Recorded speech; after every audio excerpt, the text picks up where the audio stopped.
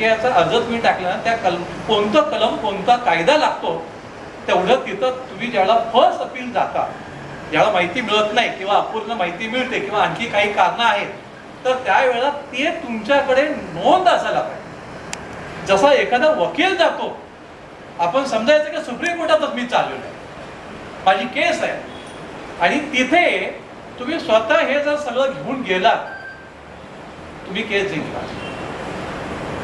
त्या अधिकाऱ्यांना म्हणून नावं टाकायचं तर तो अधिकारी त्याला जबाबदार असतो. आणि प्रतिज्ञापत्रावरती माहिती का मागायची ते तुम्हाला मी कल्पना दिली. ते शस्त्र आहे, त्याला चॅलेंज नाही आहे. मग ते प्रथम पिले अधिकारी असतील. आता उदाहरणार्थ पोलीस एसीपी झाला, PI झाला, जन माहिती अधिकारी, DCP झाले, प्रथम अपिली अधिकारी झाले. ते आदेश देणार, त्यांनी आदेश दिला, लक्षात घ्या. आता तुमचा तो सरांनी कसा धरा तो वरती झाला, आणि इथे तिथे कालावधी दिलाय.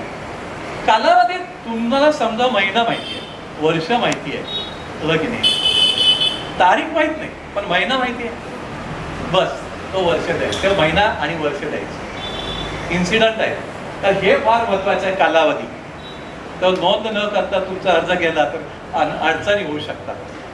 तर कोणत्या कालावधीचं असा एक भाग आहे त्याच्यामध्ये. आणि तपशील देताना काय माहिती आहे काय, एवढे हे आहेत आता, हे क्रियापद वगैरे लिहायची काही गरज नाही.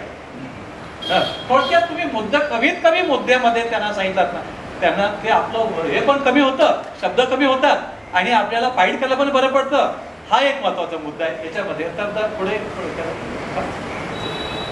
हा, आता इकडे माहिती कशी आहे. माहिती तुमचा पत्ता जर व्यवस्थित असेल तर मग हे रजिस्टर पोस्टाने, अधिकृत रजिस्टर पोस्टाने असं स्पष्ट म्हणायला पाहिजे. हा एक महत्वाचा भाग आहे, चुकून पण विसरायचं नाही. आता दारिद्र्य असेल तर तसं सर्टिफिकेट लागतं किंवा ते रेशनिंगचं कार्ड असेल तर. आणि कसं आहे माहिती आहे, याच्यात अपंग वगैरे असेल त्याला माफ आहे, दारिद्र्य त्याला काही कोणतीही फी नाही आहे. दुसरी गोष्ट आहे, एखाद्याला लिहिता येत नाही, अडाणी लिहिता आहे, तर त्या अधिकाऱ्याचं काम आहे की मला त्याने अर्ज लिहून द्यायचा आहे. त्या अधिकाऱ्याचं काम आहे, त्याने लिहून द्यायचं आहे, त्याने जी माहिती लागेल ते सगळं सहकार्य करायचं आहे. कायद्यात म्हटलेलं आहे तसं, RTI याच्या कायद्यामध्ये, त्यामुळे त्यांना ते द्यावंच लागेल. असा तो भाग आहे, तिथे बसून द्यायचा आहे त्याने, साहेब मला काय लिहिता येत नाही, तुम्ही मला बसून द्या, असा तो प्रकार आहे. आता हे झालं याच्यामध्ये. आणि हे विसरायचं नाही, अर्जाचा दिनांक टाकायला विसरायचं नाही, चुकून विसरू नका. दिनांक आणि प्लेस, ठिकाण पण टाका, हे महत्वाचं आहे. आणि हे टाकल्यानंतर मग खाली नाव, सही, पुन्हा ते लिहायचं, पुन्हा तिथं तारीख लिहायची आहे. आणि मग ह्याला 10 रुपयाचा कोटफी स्टॅम्प लावायचा आहे. तो कोटफी स्टॅम्प त्याची एक झेरॉक्स करायची आहे. आणि मग तिथे त्या संबंधित त्यांच्याकडे जाल, तिथे हे घेऊनच ठेवायचे आपल्याकडे. 20-20 घेऊनच ठेवायचे. 20 रुपयाचे, 10 रुपयाचे घेऊन ठेवायचे. हे लागतातच आपल्याला, खिशातच ठेवून द्यायचे. कधी पण 5 रुपयाचं, 10 रुपयाचं, 20 रुपयाचे घेऊन ठेवायचे आणि ते लावायचे. आणि मग त्याची झेरॉक्स चांगली काढायची आणि मग त्या झेरॉक्सवरती त्यांची सही, सिक्का घ्यायचा. आणि एवढं केल्यानंतर सहज जायचं, साहेब याचा जरा रजिस्टर नंबर सांगाल का, तुम्ही दिला अर्ज आहे, रजिस्टर केलाय का त्यांनी. म्हणजे सेकंड अपील ज्यावेळेला आपण करू, फर्स्ट अपील, प्रथम अपीलचा अर्जाचा फॉर्मॅट आहे सर, म्हणजे त्यांना बरं पडेल. कारण बाईक ते मुद्दा मांडला, मला कल्पना असं मी झेरॉक्सच आणली असते, ते बरं पडतं सगळ्यांना द्यायला. द्वितीय अपील, प्रथम अपील जे आहे, जसं पोलीस ACP सांगितलं, मग ACP काय करतो, त्या सिनियर इन्स्पेक्टरला आणि मग सिनियर इन्स्पेक्टर त्याच्या असिस्टंटला ऑर्डर देतो. म्हणजे ते एकमेकाला, ह्याच्यात कलम 5 येतं, कलम 6 येतं. आता त्याच्यामध्ये पण फसवणूक असते. तुमचं डिपार्टमेंट एकच आहे, डिपार्टमेंट एकच आहे, पोलीस डिपार्टमेंट आहे ना. दुसरं डिपार्टमेंट असेल तर 6-3 मध्ये येतात. हे काय करतात, 6-3 कडे आपल्याला पाठवतात. तुमचं पोलीस डिपार्टमेंट एकच आहे ना, मग साहेब 6-3 का देतात, नाही द्यायला पाहिजे. ज्या ठिकाणी समजा मी ऑनलाईन केलेलं आहे मुंबई कमिशनरच्या याच्यावरती, त्यांनी इकडे पाठवतात, यांना पाठवतात आणि परत त्यांना ते आता समजा मगाशी सांगितलं मॅडमनी की एक हे आहे, विभाग आहे, शिक्षण विभाग आहे, तर शिक्षण विभागाला ऑनलाईन जातो तिकडे ईमेलनं, मग ते त्या संबंधितांना पाठवतात. आणि मग त्याच्यामध्ये ते पण सांगतात जर तुमचं समाधान झालं नसेल तर तुम्ही आम्हाला कळवा. म्हणजे त्यांनाही आपल्याला पडता येतं, शिक्षण विभाग असेल तर त्यांनाही पकडता येतं, त्या PIO याला PIO आहे त्यालाही पकडता येतं आणि मग प्रथम अपीलकडे ते देता येतं. म्हणजे तुमचं लिंक त्या विभागाला पण जाणार, प्रथम अपील अधिकारी जो असेल त्यांना पण जातं आणि द्वितीय अपील करत असताना विभागालाही पकडता येतं.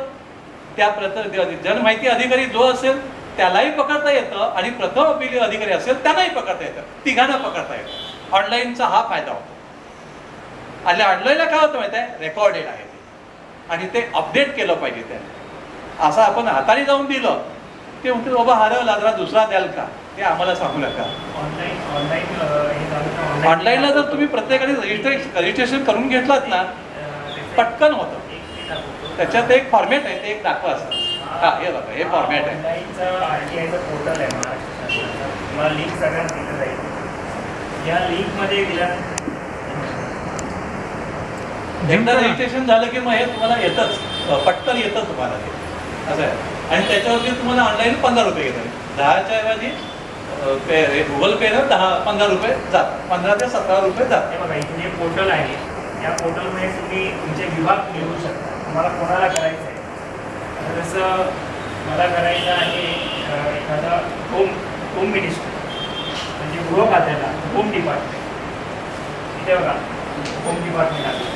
आता इतर पण येतात त्याच्यात, ठीक आहे. त्यामुळे इतर वेगळे सगळे विभाग आहेत. इथे सगळे विभाग वेगवेगळे विभाग आहेत. वेगवेगळे विभाग आहेत. फायनान्स डिपार्टमेंट आहे, वित्त विभाग आहे, म्हणजे औषध आणि अन्न प्रशासन, higher technical education, home department, housing department, सगळे डिपार्टमेंटचे बऱ्यापैकी याच्यामध्ये आता केलेलं आहे.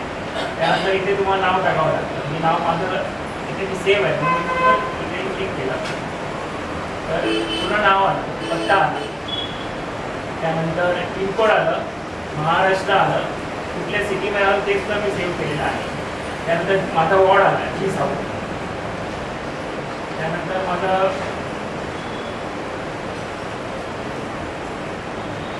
पिनकोड आला जी साऊथमध्ये कुठला पिनकोड आहे तो, मी राहतो शहरामध्ये किती शहराचं आलं, आपण साक्षर लिहिलं, इथे मोबाईल नंबर लिहिला, ईमेल ID लिहिला. मी काय करतो बघा किती वेळा ऑनलाईन अर्ज होतो बघा, इथे दारिद्र्य रेषेमध्ये आपण आहोत का तर नाही आहे तर नाही आहे, असेल तर येस आहे.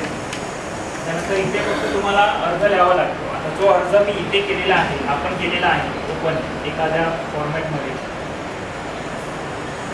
आणि ते एकदा तुम्ही फिक्स केलं की ते परत लिहायची गरज नाही.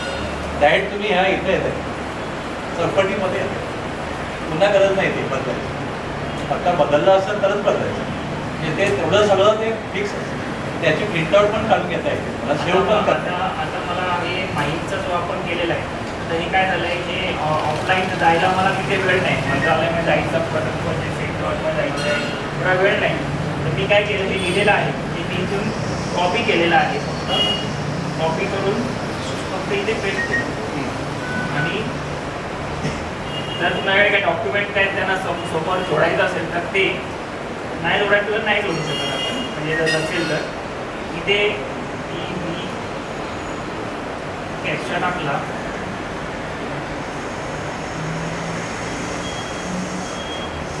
पेमेंटला आलं डायरेक्ट.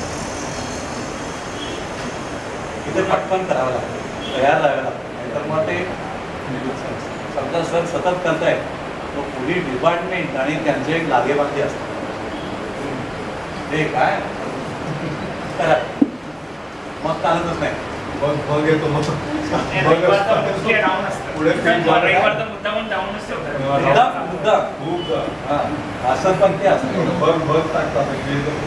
त्यांना माहिती आहे कोण बाबा RTIचा आहे. प्रोग्रामच असतो या नावाच्या कधी कधी मध्ये ऑफलाईन बरं पडतं. ऑफलाईन मग कधी कधी रिसिप्ट असतं ना टेक्नॉलॉजी आणि काही इथे जाऊन फक्त पेमेंट केलं की आपलं RTI सबमिट झाला. हे पटापट तयार ठेवावं लागतं, इमिजिएट पिक करायचं. ते 15 रुपयामध्ये RTI पूर्ण झालं.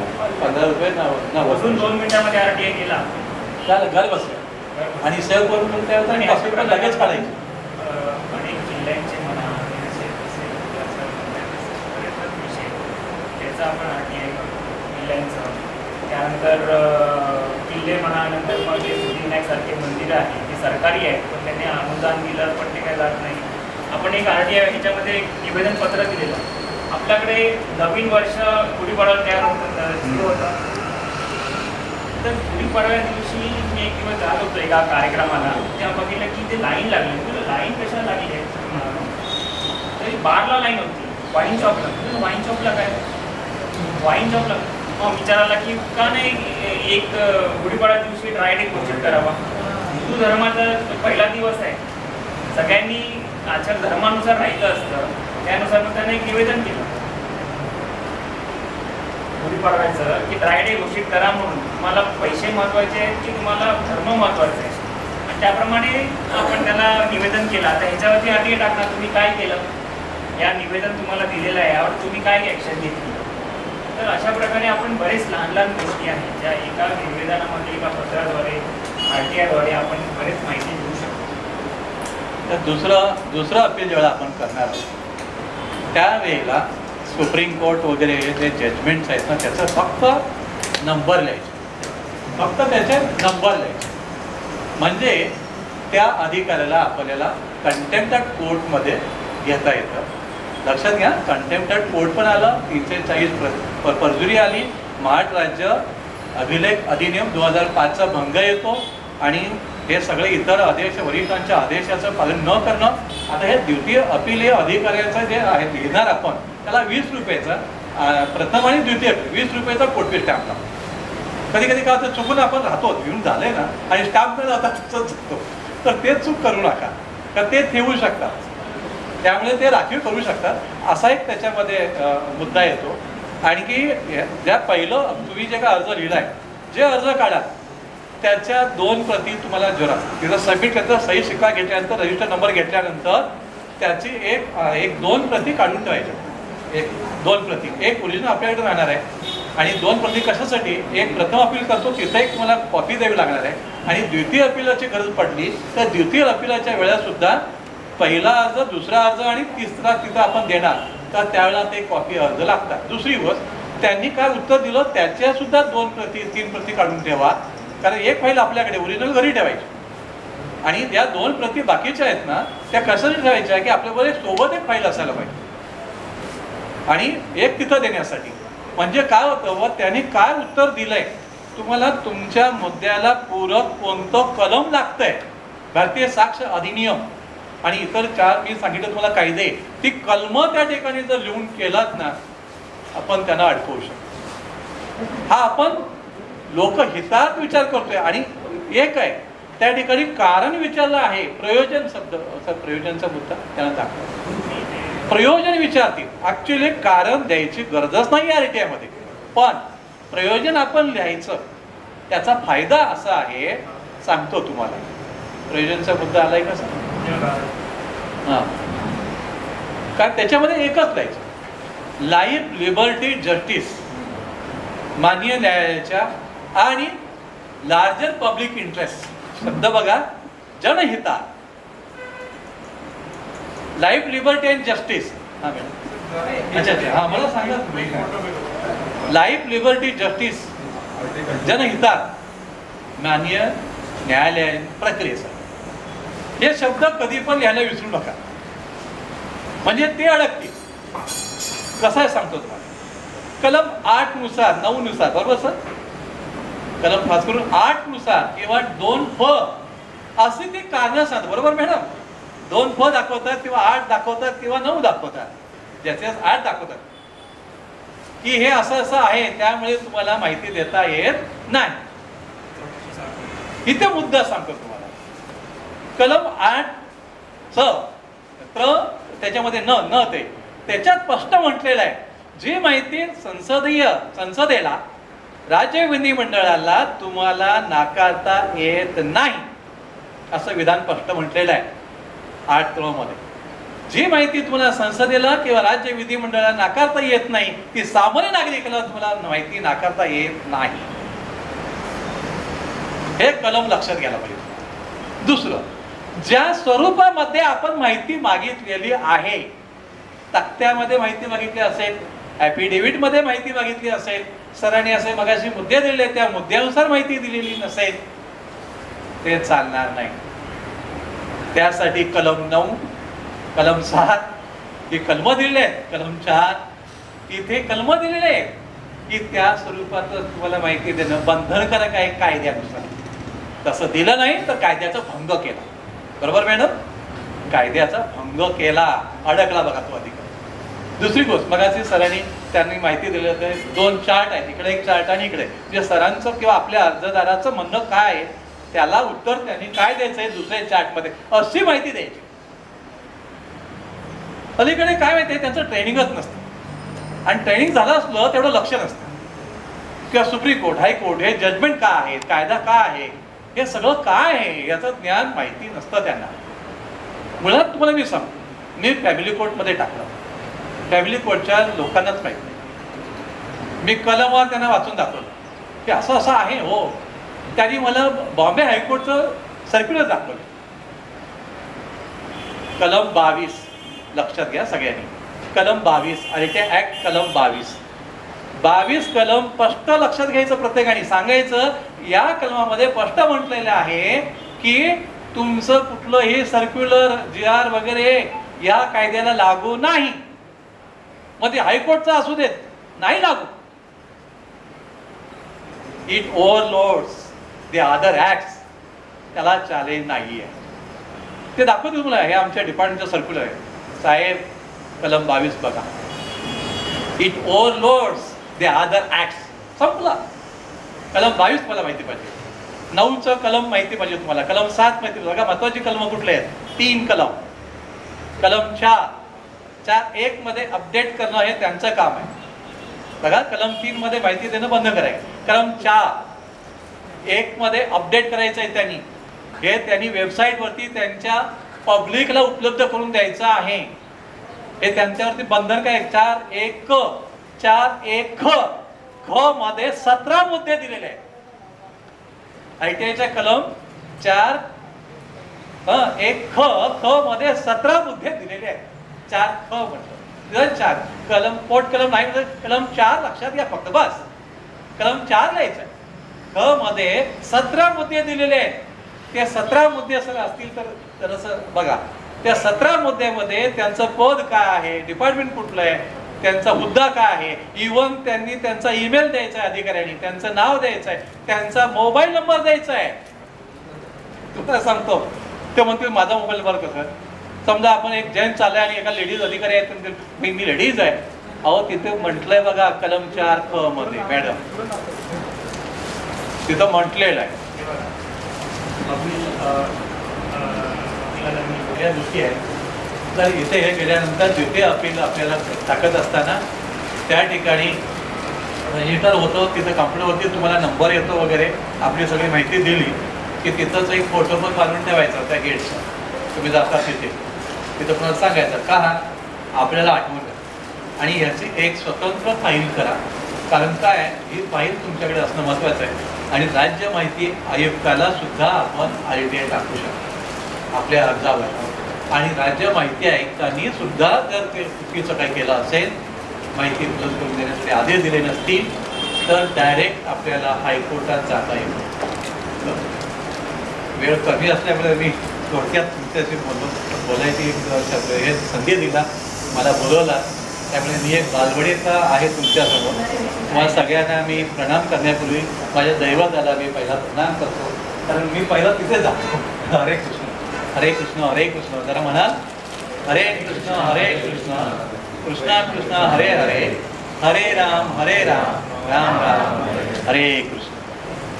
कुठली माहिती आपण घेऊ शकत नाही ते सांग, म्हणजे देशाचं इंटिग्रिटी, सार्वभौमत्व वगैरे ते थोडं, डिफेन्सच्या संदर्भात जे गोपनीय आहे जे आपल्याला देता येत नाही, कारण सुरक्षेच्या दृष्टीनं राष्ट्रीय एकात्मतेचं महत्वाचं आहे. ते कलम 8 मध्ये दिलेले मुद्दे आहेत.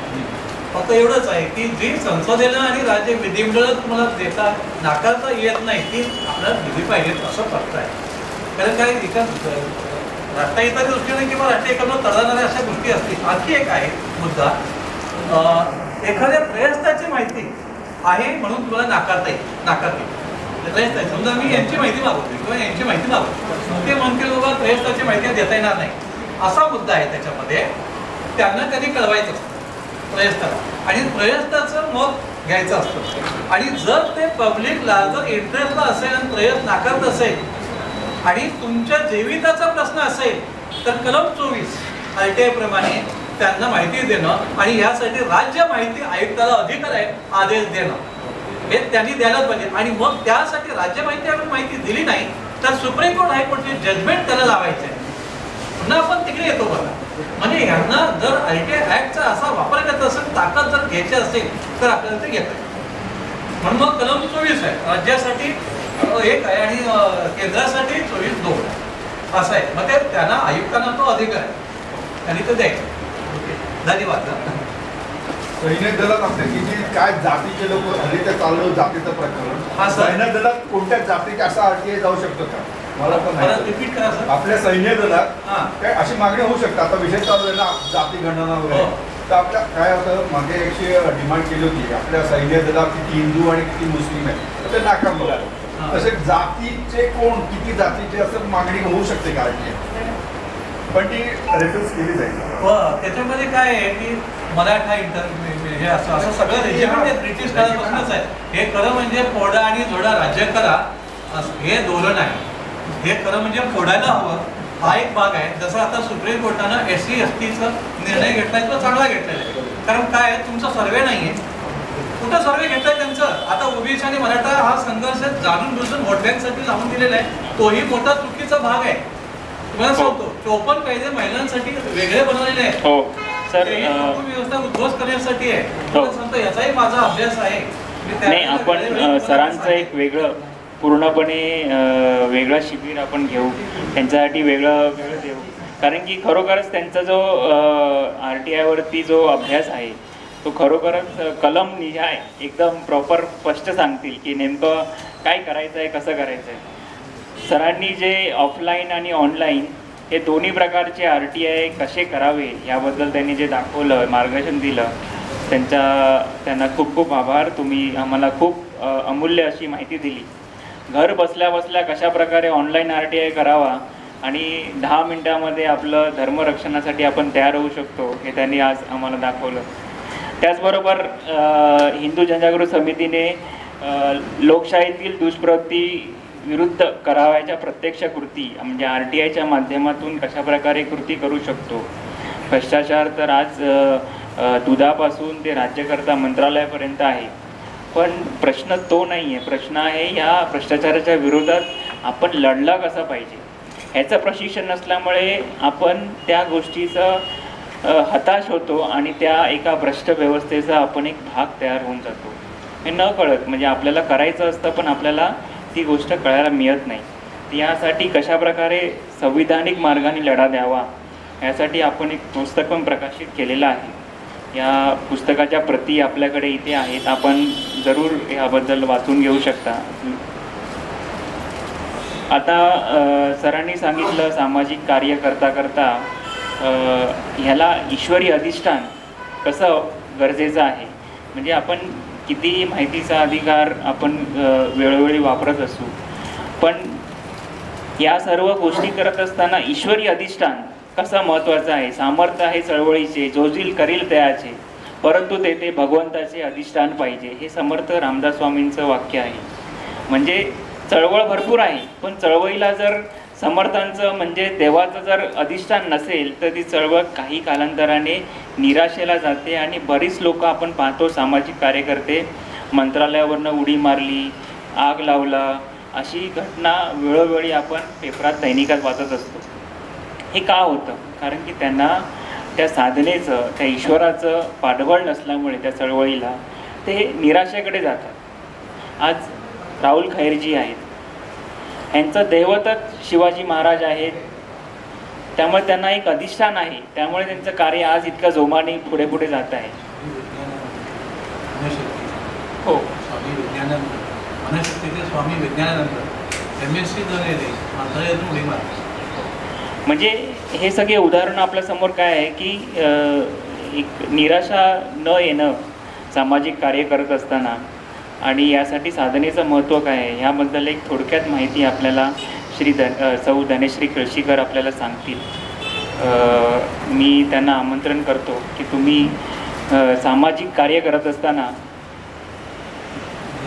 ईश्वरीचं अधिष्ठान कसं असावं हे तुम्ही सांगावं.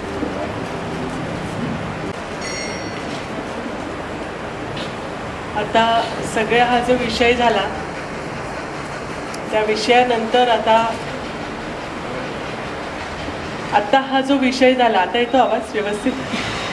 त्या विषयानंतर एक महत्त्वाचा विषय आहे की आपण जे काही लढे व्यक्तिगत स्तरावर देतो, सामाजिक स्तरावर देतो, तर त्यासाठी आपल्याला आवश्यक असते की आपली मनाची ऊर्जा वाढायला पाहिजे, आध्यात्मिक ऊर्जा वाढायला पाहिजे. आणि त्यासाठी आपल्याला काय करायचं आहे तर जगद्गुरू भगवान श्रीकृष्णाच्या चरणी वंदन करून मी सांगते, सुरुवात करते की आता दादांनी सांगितलं की सामर्थ्य आहे चळवळीचे जो जे करील त्याचे, परंतु तेथे भगवंताचे अधिष्ठान पाहिजे. याचा अर्थच आहे की आपण जे काही करतो तर त्याला भगवंताचं अधिष्ठान म्हणजे देवाला स्मरून करायला पाहिजे. म्हणजे अगदी छोटासा घरामध्ये आपण काही छोटासा अगदी बिझनेस सुरू केला तरी पण पहिल्यांदा आपण काय करतो तर नारळ वाढवतो, देवासमोर कुलदेवीला प्रार्थना करतो. अगदी छोट्या सुरुवातीला सुद्धा आपण देवाला प्रार्थना करतो, त्याची करुणा भागतो. का? कारण आपल्याला ती श्रद्धा आहे की देवाचा आशीर्वाद असेल तर माझं चांगलं होऊ शकतं, माझं चांगलं होणार, ही श्रद्धा आपल्या मनामध्ये असते. अगदी छोटासा असू देत किंवा आता इस्रोनी जे चंद्रयान सोडलं होतं त्याच्यासाठी सुद्धा आधी आम्ही प्रार्थना केली होती, पूजा केली होती. अगदी छोटंसं क्षेपणास्त्र जेव्हा सुद्धा आम्ही सोडतो तेव्हा विधिवत पुरोहित बोलवून आम्ही त्याची पूजा अर्चा करतो आणि नंतर आपण ते सोडतो आपण अवकाशामध्ये.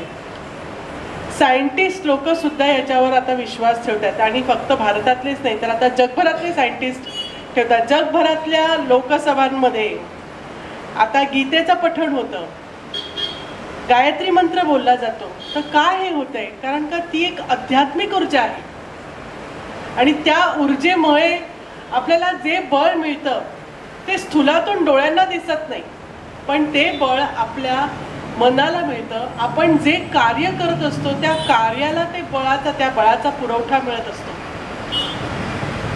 आपण बघतो की आपले सर्वांचं आराध्य दैवत आहे, संपूर्ण महाराष्ट्राचं आराध्य दैवत म्हणजे छत्रपती शिवाजी महाराज. आमचे महाराज जे होते ते सारखे म्हणायचे राज्य व्हावे ही श्रींची इच्छा.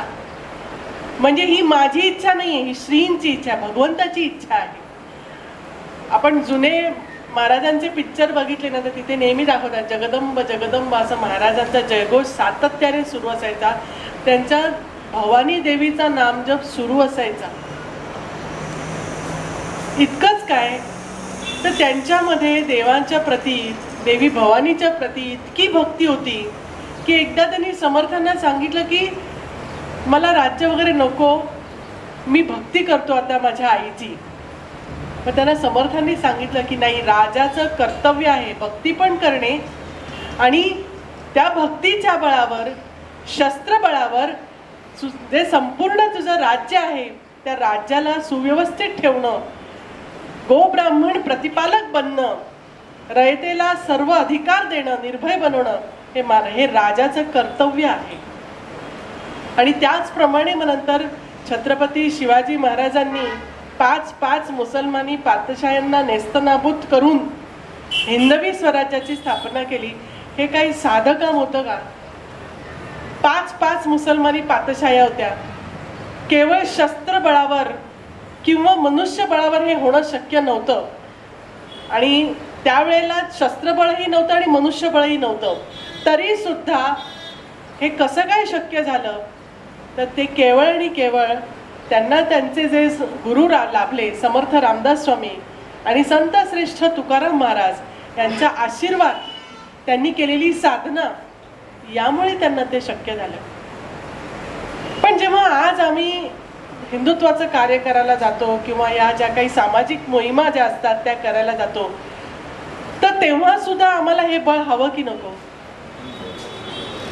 तेव्हा सुद्धा आम्हाला हे बळ हवं आहे. केवळ आज आम्ही आपल्या स्वतःच्या बळावर जर का लढायचं म्हटलं तर त्यासाठी आपल्यालाच आपली खूप शक्ती द्यावी लागणार. असेच सांगून ठेवलेलं आहे की ज्या कुळामध्ये माझा जन्म झाला त्या कुळाची कुलदेवी तिचा मी नामजप केला तर मला ती जी आवश्यक आध्यात्मिक शक्ती आहे ती मला ताबडतोब मिळायला सुरुवात होते. मग तिचा नामजप कसा करायचा? तर समजा तुमची देवी भवानी देवी असेल तर अगदी सहज, अगदी सोपं, मंत्र नाहीये, हा नामजप आहे. एकदम सरळ, सोपा, साधा, गोड असा नामजप. तर तो कसा करायचा आहे? तर पहिल्यांदी आपण कुणालाही आदरार्थी श्री म्हणतो ना, तसं देवतांना सुद्धा श्री हे भवानी नाव झालं आणि चतुर्थीचा प्रत्यय संस्कृत मधला श्री भवानी देव्यै नमः, श्री भवानी देव्यै नमः. अशा प्रकारे आपल्याला कुलदेवीचा नामजप करायचा आहे. तुमची देवी जर का महालक्ष्मी असेल तर श्री महालक्ष्मी देव्यै नमः. रेणुका असेल तर श्री रेणुका देव्यै नमः. अशा प्रकारे आपल्याला कुलदेवीचा नामजप करायचा आहे. या नामजपाला कुठलंही बंधन नाही. म्हणजे समजा तुम्हाला सोयर असेल, सोयर सुतक असेल तर त्याचाही नाही आहे. तुम्ही नामजप करू शकता. कुठे गाडीत बसून करू शकतो का? हो, करू शकतो. घरी बसून करू शकतो, चालताना करू शकतो. कुठलंही काम करताना आपण जर का करू शकत असू तर आपण नामजप करू शकतो. कुलदेवीच्या नामजपाबरोबरच आपल्याला आज संपूर्ण समाजामध्ये सर्वांनाच पितृदोष सर्वांनाच आहे. आता पितृदोष काय असतो हा खूप मोठा विषय आहे. तर त्यासाठी आपण श्री गुरुदेव दत्त असा नामजप आपल्याला करायचा आहे. त्यासाठी मात्र थोडंसं शौच थोडंसं पाळायला पाहिजे. म्हणजे घरी आलो, हातपाय धुतले आणि चांगली सात्विक उदबत्ती देवाला लावली आणि थोडा 15 मिनटं, अर्धा तास नामजप केला तर असा आपल्या पितृदोषाच्या तीव्रतेनुसार आपल्याला नामजप करायचा आहे. पितृदोष जर का तीव्र असेल तर आपल्याला नामजप वाढवायचा असतो. कधी 2 तास ते 4 तास. खूप तीव्र असेल त्रास तर मग संतांच्या मार्गदर्शनानुसार आपल्याला नामजप करायचा आहे. मी तुम्हाला आता एक प्रश्न विचारते की इथे तुम्ही काय काय करता? तुम्ही पण म्हणजे आता तुम्ही पण आत्ता सुद्धा काही ना काहीतरी करतच असाल. गड किल्ल्यांसाठी करणारे लोक काही ना काहीतरी 100% देवावर भक्ती असणारच. तर तुम्ही काय काय करता? दादा तुम्हीच सांगा पहिल्यांदा. गड किल्ले संवर्धनाचा विषय घेतला, जी मोहीम घेतो आम्ही गड किल्ल्यावर आतापर्यंत बरेच गड किल्ले केले संवर्धनाचा कार्यक्रम युट्यूबला बघायला मिळेल. पहिले मोहीम घेतल्यानंतर ज्या गड किल्ल्यावरती जातो तिथे मंदिर असतं. पहिलं म्हणजे गड किल्ले पाहणी करताना आपल्याला सुरुवात लागते महादरवाजा. पहिलं गणेश दरवाजा लागतो गडाच्या पहिलं. त्याच्या आधी पण गडाच्या पायऱ्या लागतात. पायऱ्यांची सुरुवात होते. त्या पायऱ्यांजवळ आम्ही थांबतो. तिथे आम्ही ध्येयमंत्र, प्रेरणामंत्र घेतो आणि देव, देश आणि धर्मासाठी त्याचं कार्य पहिलं करतो. नंतर जे साहित्य आपण घेतो गड संवर्धनासाठी, पावडे असतील, उदळ आहे, त्याच्यानंतर जमेल, हे सगळं जेवढं साहित्य आपल्या गड किल्ल्यांवर वापरलं जातं, कोयते वगैरे, त्याचं शस्त्रपूजन तिथे करतो. हे शस्त्रपूजन करताना आई तुळजाभवानीला, भैरीभवानीला, गडदेवतेला, नंतर श्रीरामाला, श्रीकृष्णाला, या सगळ्यांना वंदन करून आपण त्याची सुरुवात करतो की ही मोहीम आम्ही हातात घेतली. हे पाण्याचं टाका हातात घेतलेलं आहे किंवा हे गडाचं बुरुजाचं काम आम्ही हातात घेतलेलं. ते कार्य करताना आम्हाला शक्तिबळ लाभू दे, कोणालाही कोणती इजा झाली नाही पाहिजे. मुलं जशी सुखरूप गडावरती चालली आहेत तशी पुन्हा गडावरतून उतरून घरपर्यंत पोहोचू दे, अशी आम्ही प्रार्थना करतो गडदेवतेशी आणि गड किल्ल्यांशी आणि आपल्या संपूर्ण देवी देवतांची. आणि मग गडाला सुरुवात करतो मोहीम. एक तर पहिली गोष्ट म्हणजे आता जे काही पितृदोषाबद्दल जो काय मंत्र किंवा श्री गुरुदेव दत्त म्हणजे फार मोठा परिणाम होतो याचा. खूपच म्हणजे हे जे मी स्वतः ह्याचा अनुभव घेते. म्हणजे ज्यावेळी काही गोष्टीत आपल्या घरामध्ये कलह हे सगळ्यात महत्त्वाचं आहे की कलह होतात, भांडण वाद वगैरे, तर फार मोठं ती ताकद आहे त्याच्यामध्ये. पण मी ज्यावेळी दहीहंडीचा मुद्दा घेतला होता त्यावेळी म्हणजे मी योगा वगैरे करते आणि रेग्युलर करते. तर योगा करत असताना सुरुवातीलाच एक 10 ते 15 मिनटं ओमचा जप असतो आणि ते पद्मासन घालून ओमचा जप करणं आणि ध्यान साधना, म्हणजे अगदी बंद डोळे ठेवून अगदी ब्लँकमध्ये जाऊन सगळे विचार मनातून काढायचे. हे पहिल्यापासून करत आले.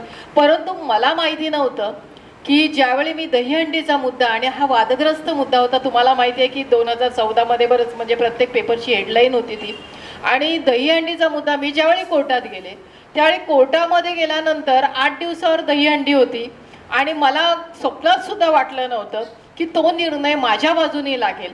म्हणजे माझ्या विरोधात अगदी फार मोठे मोठे दहीहंडी समन्वय समिती मंत्री वगैरे होते की तो माझ्या बाजूने लागेल. सगळ्यात महत्त्वाचं गोष्ट, निर्णय तर माझ्या बाजूने लागला, परंतु जी इलेक्ट्रॉनिक मीडिया होती जी कालपर्यंत थरार दाखवत होती आणि फार मोठं लाखो रुपयांचं पॅकेज मीडियाला मिळत होती, ती पूर्ण मीडिया एका रात्रीत, स्वाती पाटील TV9 आपल्यासोबत आहे, स्वाती पाटील ABP माझा आपल्यासोबत आहे, पूर्ण मीडिया माझ्या बाजूने झाली. आणि मग खासदार आमदार किंवा ज्यांचे दहीहंडी होते मंत्री महोदय, तुम्ही तुमच्या मुलांना वरती चढवाल का, म्हणजे अक्षरशः यायला सुद्धा चर्चेला घाबरत होते TV वर की म्हणजे हा बदल म्हणजे एक प्रकारे आपण जर ध्यान साधना किंवा आपण परमेश्वराचं जर चिंतन केलं तर आपली आत्मशक्ती आणि इच्छाशक्ती वाढते.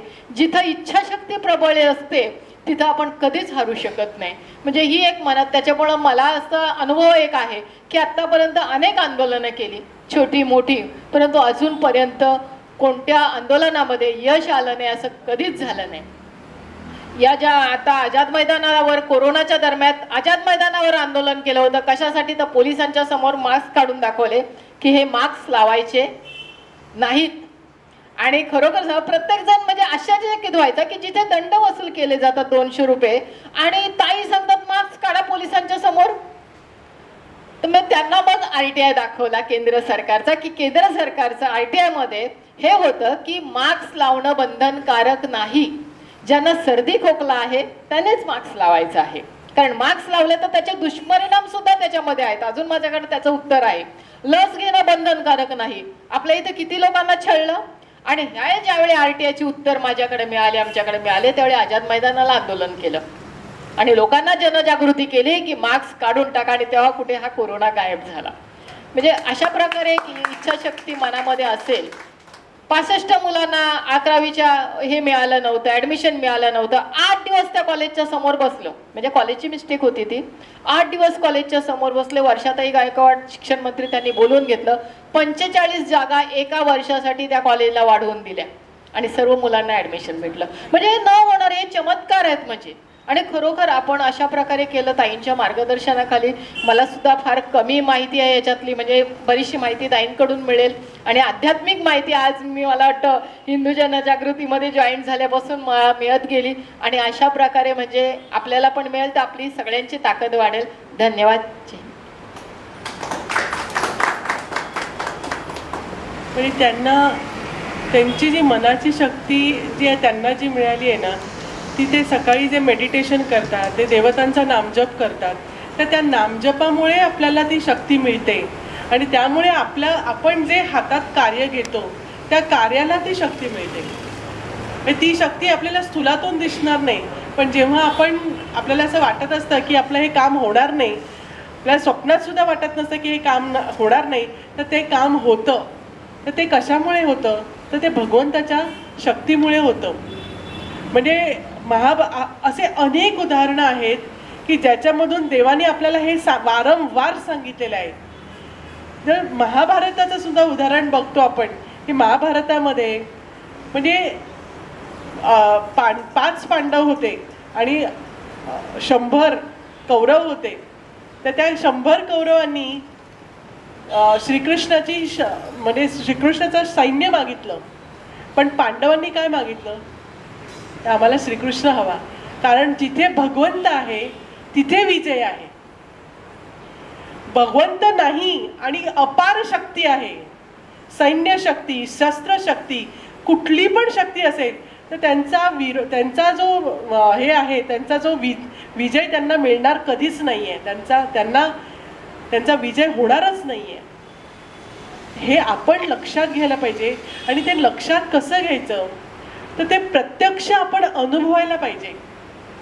अनुभवणं म्हणजे काय, तर आपण घरी जाऊन म्हणजे आपण जे काही करतो तर त्याआधी थोडी प्रार्थना केली. म्हणजे अगदी साधा RTIचा आपल्याला फॉर्म जरी भरायचा असेल, अगदी 30 सेकंद लागतात प्रार्थना करायला किंवा 15 सेकंद लागतात की हे भगवंता, हे माझं स्वतःचं कार्य नाही आहे, हे समाजाचं कार्य आहे, याला यश मिळू दे, तुला अपेक्षित असं होऊ दे. नुसती एवढी जरी प्रार्थना केली ना तरी त्या प्रार्थनेचं बळ त्या फॉर्मला लागतं आणि त्या फॉर्म बरोबर कार्य करतो. अगदी छोटं तुमच्या स्वतःच्या घरातलं सुद्धा काही वैयक्तिक असू देत, तिथे थोडी एक प्रार्थना केली तरी आपलं मन शांत होतं. एका प्रार्थनेने मन शांत होतं. म्हणून आपली संस्कृतीच आहे की कुठलंही कार्य करायचं असेल ना तर आपण पहिल्यांदा एक छोटी प्रार्थना करतो, एक देवाचा श्लोक म्हणतो आणि आपण कार्याला सुरुवात करतो, कामाला सुरुवात करतो. का, तर आपलं कामामध्ये आपलं लक्ष एकाग्र व्हावं, मन एकाग्र व्हावं यासाठी. आता दादांनी सांगितलं, त्यांनी एवढी प्रार्थना करतात. ते प्रार्थना करतात ते तुम्ही सांगत होतात ना, तर तेव्हा मला तुम्ही बोलत होतात पण मला ती गणदेवता दिसत होती. एका क्षणात तुम्ही बोलताना किती वेळ बोलला असाल, पण त्यावेळेला ती गणदेवता दिसत होती. त्यांनी सांगितलं की आम्ही प्रार्थना करतो की आमची मुलं आज गडावर आली, ती सुखरूप घरी पोहोचू देत. तर ती गणदेवता खरोखरच तोपर्यंत त्या मुलांना सुखरूप सांभाळते. गणदेवता तेव्हा सुद्धा सांभाळते जेव्हा आपण तिचं काहीतरी संवर्धन करताना काहीतरी तिथे काम करत असतो, काही फावड्याने काही करत असू, काही कुदळ असेल आपल्या हातात, तर त्या शस्त्रांचा आघात आपल्याला लागणार नाही. म्हणजे आपण केलेली प्रार्थना, मनात केलेली प्रार्थना ती गणदेवता ऐकते. म्हणजे गणदेवता आहे ना कुठेतरी, ती ऐकते आणि ती प्रार्थनेला ओ देते, त्याप्रमाणे करते. कोहजगड म्हणून आहे पालघरला, 3200 फुटावरती आम्ही सगळी टीम आमची अडकली होती. म्हणजे शेवटचा दिवस होता आमचा नाईट जाण्याचा रस्ता झालो होतो आम्ही. आणि 3200 फुटावरती आम्ही कोहजगड पालघर इथे आहे, तिथे आम्ही मोहीम घेतली होती पाण्याच्या टाकीची. आणि त्या ठिकाणी आम्ही असा बेकार प्रसंगामध्ये अडकलो खरं म्हणजे की आता काय होणार, कारण की तलवारीची टोकाने आम्ही ते हे करत करत जागा गेलो. वर जाताना आपल्याला काय वाटत नाही, पण एका पॉईंटला गेल्यानंतर एकच झाड होतं त्याच्यामध्ये, तिथे आम्ही 5-6 जण उभे राहतील, बाकी सगळे एका स्टँडिंगवर उभे राहतील. खाली कसं येऊ शकतं, येऊ शकत नाही. खाली बघितलं तरी पडणार, हवा पण आहे. आणि त्या ठिकाणी एवढं डेंजर प्रसंग झाला की रोहित होता, आमचे जे टीममधले मित्रपरिवार आहेत, त्यांनी तिथून म्हटलं आता कसं जायचं, पण आमच्या तोंडामध्ये एकच होतं, छत्रपती शिवरायांना चालू होता आणि भवानी मातेला, की आम्हाला याच्यातून काढ, बस आम्ही शेवटपर्यंत हेच कार्य करणार आहोत. आमच्याकडून चूक झाली, गडावरती चढताना आम्ही लेफ्टच्या ठिकाणी राईट मारलं, कारण की काही गडावरती लोकेशन मिळत नाही. त्या ठिकाणी आम्ही अटकलो आणि देवताला एवढा वेळा म्हणजे 100 वेळा नामजप केला, आतून पण बसून केला, बाबा मी या संघटनेचा अध्यक्ष आहे पण मला सगळी मुलं सुखरूप आली पाहिजे. कारण रडकुंडीला आली होती मुलं, अशी परिस्थिती होती. आम्ही तिथे हेलिकॉप्टरसाठी पण कॉल केला होता, पर्यंत आम्ही सगळं केलं की नाही म्हटलं आता जर आपण मागवलं आणि आपण रस्ता चुकलेलो आहोत, आपली चुकी आहे, सगळे मीडिया येणार, सगळं असं होणार, आपण काम चांगलं करतोय, काय करू. तसं म्हटल्यानंतर हा पुढे गेला आणि बॅनरच्या साह्याने असं पूर्ण कडा होता, तो एंगून कसा गेलो आम्ही, हा गेल्यानंतर आम्ही कसे वर गेलो एकमेकांना माहीत नाही. सगळ्यात म्हणजे महत्त्वाचा विषय तो तुमचा तो नामजप होता ना, आतमध्ये बसून जी देवाला केलेली प्रार्थना आणि जी तेव्हा जी केलेली प्रार्थना जी असते ना, आपल्याला जे संकट आलेलं असतं किंवा ते तुमच्याच जीवावरचं संकट नव्हतं तर तुम्हाला अनेक लोकांची जबाबदारी होती ना, त्या जबाबदारीची म्हणजे ती एवढी कळवळीने प्रार्थना झाली द्रौपदी सारखी की देवाला तुम्हाला साथ द्यावीच लागली. सोपूनच दिलं मी आज प्रत्येक टायमाला जातो, गावी जातो. आता गजलक्ष्मी भेटली, जेव्हा मी गोव्याला गेलो तेव्हा मी गुरुजींची सोबत भेट झाली माझी पहिल्यांदा. विचारही केला नव्हता की माझी भेट कशी होती. 12-15 वर्ष एवढं सगळ्यांना थांबलं, त्याच संध्याकाळी त्यांनी बोलवलं भेट आणि मी पहिल्याच लाईनमध्ये बसलो होतो आणि डायरेक्ट मलाच माहीत दिलं म्हणजे तू बोलायचं आहे. आता डायरेक्ट सुरुवात म्हणजे मला फर्स्ट टाइम आहे ना, तर मी पहिल्यांदा तसं होतो आणि एवढं चांगलं सेटअप होतं त्या ठिकाणी. आणि म्हटलं जे कार्य करतोय खूप महत्त्वाचं कार्य आहे, तर ते कार्य करताना साधनं ही गरजेची आहे. तिथून गुरुजींचंच ऐकलं आणि त्याच्यानंतर मला इथून बल्लाळेश्वर पाली गणपती मंदिर आहे, तिथे गजलक्ष्मी भेटली. त्याच्यानंतर 5 हेमाडपंथी मंदिरं जुनी तुटलेली, त्याचे महादेवाच्या पिंडी बाहेर पडलेल्या आहेत. त्याच्यानंतर त्या ठिकाणी बघितलं तर आपले जुने जे नंदी आहेत महादेवाचे, ते भग्न अवस्थेत पडलेले आहेत. ते जमवायचं काम केलं, वेळोवेळी जमवायचं काम केलं. तर श्रावणी सोमवार म्हटलं चला पूजा पण होईल, सकाळी उठून सगळ्या मंदिरांना अभिषेक घालत गेलो. प्रत्येक सोमवारी अभिषेक घालतो. आता या सोमवारी अभिषेक घालायला उशिरा जातो, अभिषेक घालायला जात नाही, तर मंदिराचे लॉक लावतो आणि मंदिराला स्वच्छ करून घेतो, नंतर परत लाईन चालू करतो. हे काम प्रत्येक सोमवारी करतो. म्हणजे आपले बघता एक सोमवारीच जागृत होतात की आता श्रावणी सोमवार आहे तर मी महादेवाच्या पूजेला जाणार दूध वगैरे घेऊन. नेहमी पण ते आहेत त्यांची, जरी आपण अभिषेक नाही केली तरी साधना ही कंटिन्यू चालू पाहिजे. आपल्या देवी देवतांना आपण ते काम करत असतो. आणि हे सगळं आपल्याला तिथे सापडले. गुरुजींना म्हटले माझ्याकडूनच का होते असं. एका मंदिरात गेल्यानंतर मग मी 1-1.5 तास बाहेरच पडत तिथंच बसायचं. आज पण आता उद्या पण आमचा एक कार्यक्रम कुठे घेतला याचा म्हातारेश्वर मंदिर आहे, डोंगर आहे, तिथे भजन वगैरे म्हणूया. श्रावणी सोमवार आहे, शेवटचं आहे, सगळे गेलं पाहिजे, काहीतरी जागृत राहिलं पाहिजे. त्याच्याबद्दल माहीत नव्हती, पण गेले 6 वर्ष झाले असतील मी हिंदू जनजागृती समिती सुनीलजी गणवट साहेब, नंतर आपले कदम दादा, त्यांच्यासोबत आलो. त्यांनी सांगितलं, म्हणजे माहीत नव्हतं की महादेवाला वेलच का व्हायचं, अशी पूजा काय करायची, याचं अजिबात नॉलेजच नव्हतं. म्हणजे आमच्या टीमला पण हे कसं करायचं ते तिथूनच समजलं, आम्हाला सुरुवात झाली. आणि त्याच्यानंतर बरं वाटतं आता काम करतो म्हणजे बरं ठीक आहे. ते गुरुदेवांनी तर तुम्हाला म्हणजे एवढी शक्ती दिली. हां, आणि त्याच्यामध्ये हा एक महत्त्वाचा मेसेज आहे ना, आपण कोणीही असो, मॅडम वकील आहेत, लक्ष्मीताई वकील आहेत, कुणी डॉक्टर असेल, कुणी इंजिनियर असेल, कुणी पायलट असेल, कुणी चित्रकार असेल, कुणी केमिस्ट असेल, कुणी बायोलॉजिस्ट असेल, आपण कोणीही असो, पण आपल्याला हे लक्षात पाहिजे की मला ईश्वराला प्राप्त करायचं आहे. तुमचं जे कार्य आहे, तुमचा जो कर्म आहे, ते ह्या कर्मामध्ये आहे की गडांचं संवर्धन करणं, गडातले मंदिर आहे त्यांचं जतन करणं, त्यांचं संवर्धन करणं. त्याच्या सोबतीलाच की माझी साधना, म्हणजे ही पण माझी साधना आहे, ही समष्टी साधना आहे, आणि माझी व्यष्टी साधना म्हणजे माझी व्यक्तिगत साधना म्हणजे आपल्या कुलदेवीचं जे नामस्मरण आहे किंवा दत्ताचं जे जप आहे, तो जर का आपण केला ना, तर आपण त्याच्या पुढच्या टप्प्यावर जातो. पुढचे टप्पे काय आहेत हे आपल्याला लक्षात यायला लागतं. आपलं कार्यसुद्धा आपण 1 पाऊल चालणार, आपण फार दम लावला तर आपण एकाच्या 10 पावलं चालू शकेल, नंतर आपण दबतो. पण देवाचं पाऊल जर का आपण उचललं, देवाने जर का आपल्यासाठी पाऊल उचललं, तर एका क्षणात सहस्रो मैल आपल्याला पुढे नेऊन ठेवतो. इतकं देवाचं जे हे आहे ना. आणि आत्तापर्यंत तुमचं जे कार्य आहे, तुम्ही जे मनाने केलेलं आहे, म्हणजे एवढं तन मन धन सगळं अर्पून केलेलं आहे, म्हणूनच तुमची एवढ्या मोठ्या संतांची भेट होऊ शकली. म्हणून तुम्हाला तो आदर, तुम्हाला तो जेवणाचा वेळ झाला, त्यांनी पण बऱ्याच गोष्टी सांगितल्या. कसं घडलं माहीतच नाही. त्यानंतर मला दत्ताची मूर्ती पण पाण्यामध्येच मिळाली, आम्ही आंघोळ करत होतो. त्यानंतर उज्जैनला गेलो. उज्जैनला पण दर्शन म्हणजे लाईन न लावता VIP दर्शन मिळालं. त्याच्यानंतर मार्कंडेश्वराचं जिथे आपण अभिषेक करतो महादेवाचा, म्हणजे आमचं एवढं आहेच नाही की पॉवरफुल अशी साधना नाही आहे, पण का घडतंय. त्यानंतर तिकडे मग प्रभू श्रीराम आपल्या श्रीकृष्णाची पाठशाळा, तिकडे मंगळ मंदिर आहे, तिकडे थांबलो. तिथे पुजाऱ्यांचे म्हणत राहिलं की या जुन्या वास्तू त्यांना पेंट का मारलं, हे अचानक सगळं घडतं. या गोष्टी काय घडतात म्हणजे नाही व्हायला. राम का नाम से ज्यादा राम का काम आणि आता पण मागताना देवाकडे मागतो. मला काही, आणि माझं गाव आहे इकडे रायगडमध्ये. बरेचसे लोक कसे नवीन मंदिर बांधण्यासाठी गावागावात पैसे जमा करतात. कोणी टाईल्स देतं, कोणी म्हणते मी रेती दिली, हे दिली. पण जुनी मंदिरं खूप सुंदर मंदिर आहे, जी खूप पुरातन आहे. म्हणजे पुरातन मंदिरं कोणी जोपासत नाही, तर ते आपण उचलण्याचं काम गड संवर्धन कडून त्या गोष्टी करत राहतो. की त्या होणं गरजेचं आहे. गावागावात तेच सांगतो. आणि आपल्या इथे पण म्हणतो की माझं घर होण्याचं राहू दे, पण गावामध्ये जमीन विकून लोकांना 50-50 लाख करोड रुपये आले.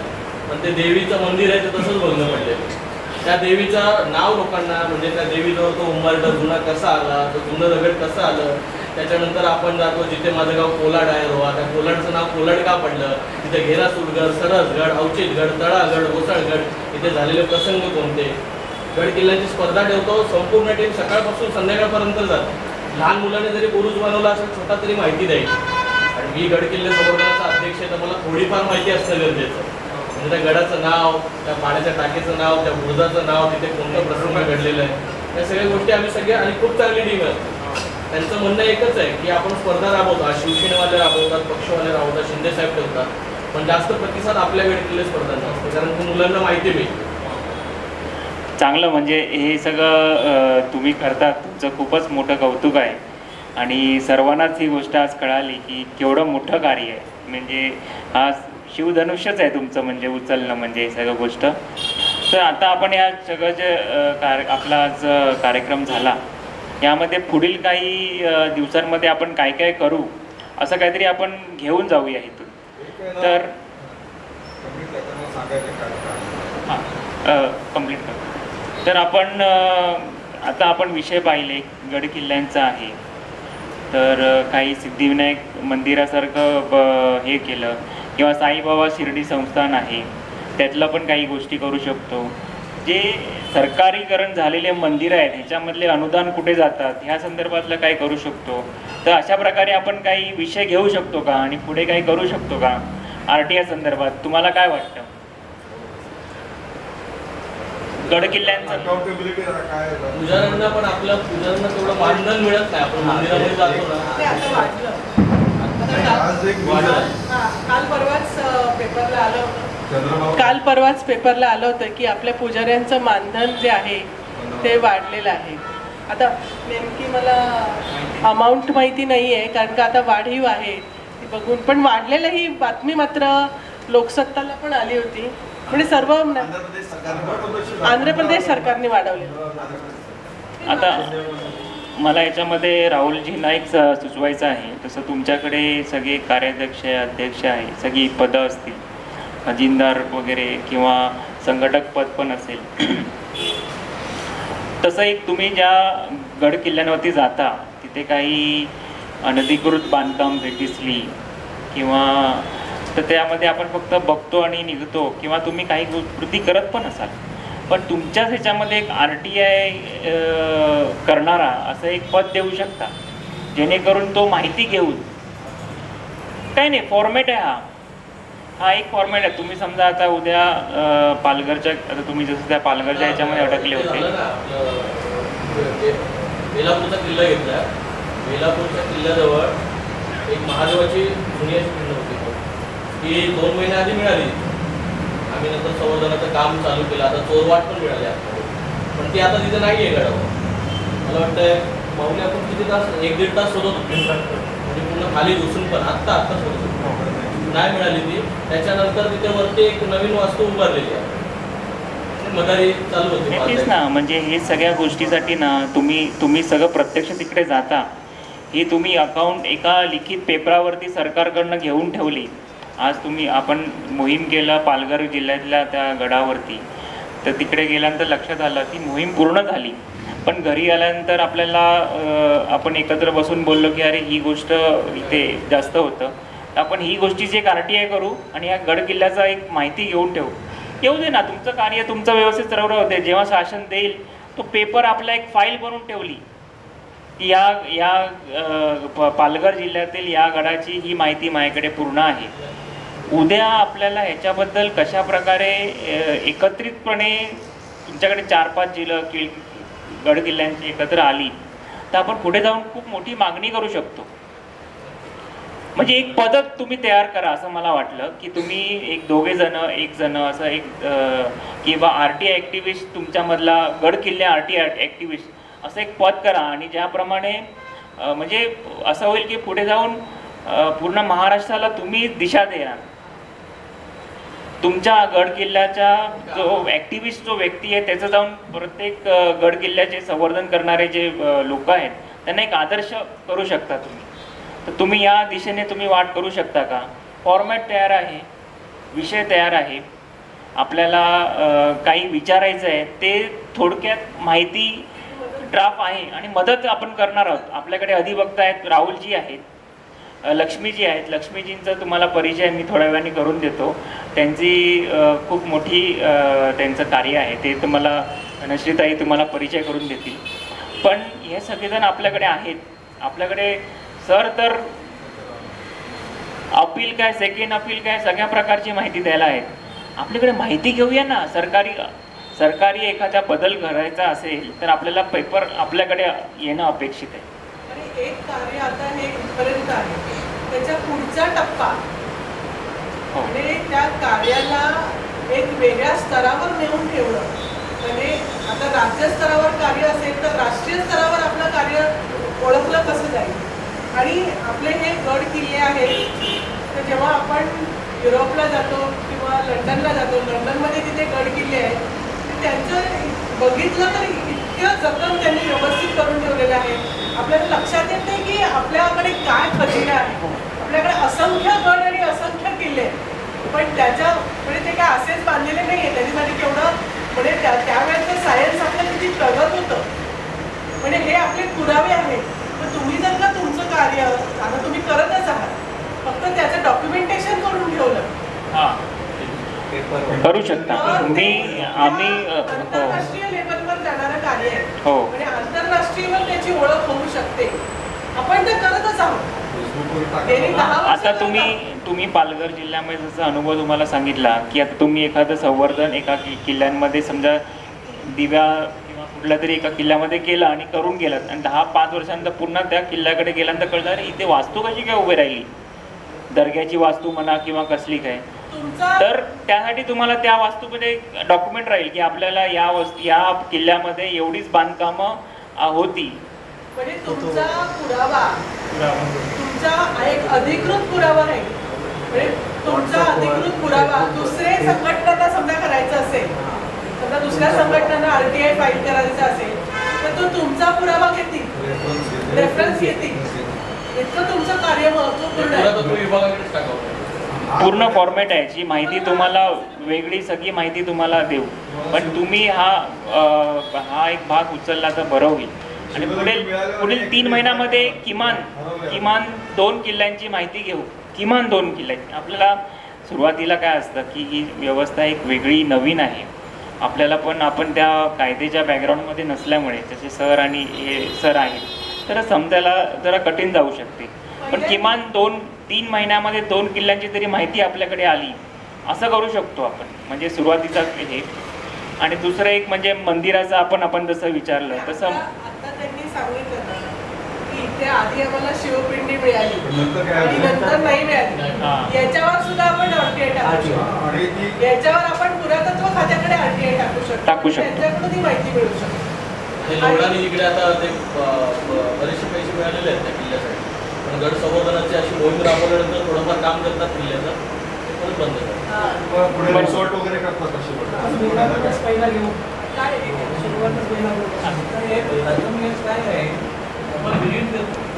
पण तिथे जे स्थानिक असतात ना किल्ल्यातली ज्यांना माहिती आहे ती माहिती देतात, त्यांचा व्हिडिओ शूटिंग करून ठेवला आणि त्या किल्ल्याचं व्हिडिओ शूटिंग करून ठेवलं हा एक सबळ लावून तोच तर खूप मोठा हा इथं शिवलिंग एवढं मोठं गायब झाली इथे बिग तो झेपते की कोणी घेतला आपण म्हणजे आंतरराष्ट्रीय मार्केटमध्ये आपल्या या पुरातन वस्तूंचा करोडोंमध्ये भाव चाललेला आहे. बरोबर. आणि म्हणून पण तुमचं कार्य एका तुमच्या महाराजांची एक कार्य आपण आता करतोय. हे पाठीमागे आता महाराजांचं आपण आता त्यांचं संवर्धन करायचे कार्य, त्याच संवर्धनाच्या कार्यामधून त्याच कार्याला अनेक कंगोरे आहेत, म्हणजे अनेक डायमेन्शन्स आहेत.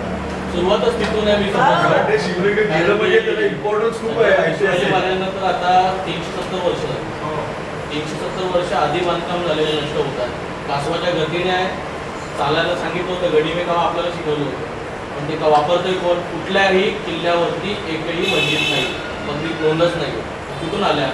आता आपण जातो, जर कल्याणला जातो तर शिळपाट्यापासून कल्याणला आपण जर वरतून जो बायपास आहे, बायपासच्या इथे पहिलं त्या जे सुळके आहेत बाहेर, जे आपल्या मुंब्रा देवी आहे 4 सुळके आहेत, त्या सुळक्यांवरती भगवा ध्वज होता.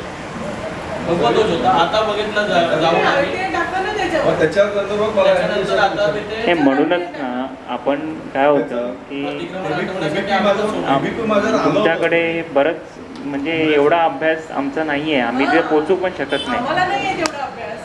तुम्हाला हा कसा कायद्याच्या रूपाने किंवा शस्त्राच्या रूपाने वापरता येईल ना, हे साठी थोडंसं आहे. फक्त तुमच्याकडे एकत्रित माहिती घेण्यासाठी तुमच्याकडे एक पद, मला वाटतं राहुलजी तुम्ही एक तो पद तयार करा. आवडी पिकाव आणि कुदळं घेऊन ते काम चालूच आहे. हो, ते तर चालू आहे. ते इम्पॉर्टंट नाही आहे. इम्पॉर्टंट मला तर असं वाटतं. दोन्ही पण ते तर होणारच आहे. पण हे जे आहे RTIच्या माध्यमातून जो म्हणजे एवढा मोठा जो आपल्यावर जो अन्याय अनेक वर्ष होतोय तो आपण काढायला पाहिजे. आपली किती चोरी होते, आपल्या गुणांची केवढी हानी होते. आणि आता तर असं आहे की आमच्या महाराजांचा इतिहास उद्याच्या पिढीला कळणार नाहीये, कारण का तिकडे मजारीच असणार आहे. उद्या ते म्हणतील इथे तुमचे महाराज क्लेम येणार त्यांचा 5 वर्ष राम नमाज पडताय, क्लेम येणार. क्लेम आला की फार मोठा होतो. आणि अशा बरोबर. पिंड आपल्याला मिळतात. हो. गडाला काहीच मिळतात पडलेल्या. बोर्ड येणार नव्हते. त्यांना माहिती नाही, तिला value नाही. बोर्ड येणार तिथे, कारण ते पुन्हा देणार वक्फ बोर्डला देणार. वक्फ बोर्डला देणार. तर मुस्लिम न्यायाधीश सगळं काही तेच असणार आहे. सुप्रीम कोर्ट ना हो. नाहीये. तेच आहे, मडकं ठेवायचं आणि परत पण चालू करायचं. नवऱ्यावर काम चालू करा. कारण काय मी त्याला नाही. सांगितलं मी नाही सर, म्हणूनच सांगतो हे राहुलजी जे काही RTIच्या पुढे तिथे जाणार तिकडे करणार आणि त्यावरती माहितीवरती आपण सल्लागार म्हणून आपण एकत्र काम करू आणि पुढे कसा पुढे विषय घेऊन जाऊ ना ते आपण पाहूया. आपल्याला लक्षात घ्यायला पाहिजे की विरोधकांची फार मोठी टीम असते तुमच्या. मी उघड बोलतोय तुम्हाला, झालं नाही तुम्हाला. गाडी पकडून त्यांना ठाऊक, त्यांना अनुभव आहे. राहुलजींना माझी गाडी तिथे फोडलेली आहे. नाही सर, त्यांना म्हणजे ते आज अनेक वर्षे करतात, त्यांना ह्या सगळ्या गोष्टीचा चांगला अनुभव आहे. पण आज 15 ऑगस्टला आम्ही इथे माझी 15 ऑगस्टला आपलं भारताचं ध्वज आहे ते कट करून उभं केलं पटलं. नाही आणि ते त्याच्यासाठी आम्ही स्वतः संपूर्ण टीम थांबलो होतो. तू उतरून घ्यायच्या आत्ताच्या आता दुसरं चेंज करायचं. तो तर हवेची पडली आहे. आपण आज इथे का जमलो तर हे संघटन, अनेक संघटन असतील, पण या अनेक संघटनांचं संघटन होऊन एकमेकांना मदत करणं आणि महाराजांचं कार्य पुढे नेणं. महाराजांनी जशी हिंदवी स्वराज्याची स्थापना केली होती तर आत्ताही तेच अपेक्षित आहे आपल्या सर्व मावळ्यांकडून. आपण सर्व अजूनही मावळेच आहोत. तर यासाठी आपल्याला ह्या संघटनांचं संघटन करून एकमेकांना सहाय्य करायचं आहे. आणि आता हे का म्हणजे असं नाही आहे की आता आपल्याला सगळं कळेल.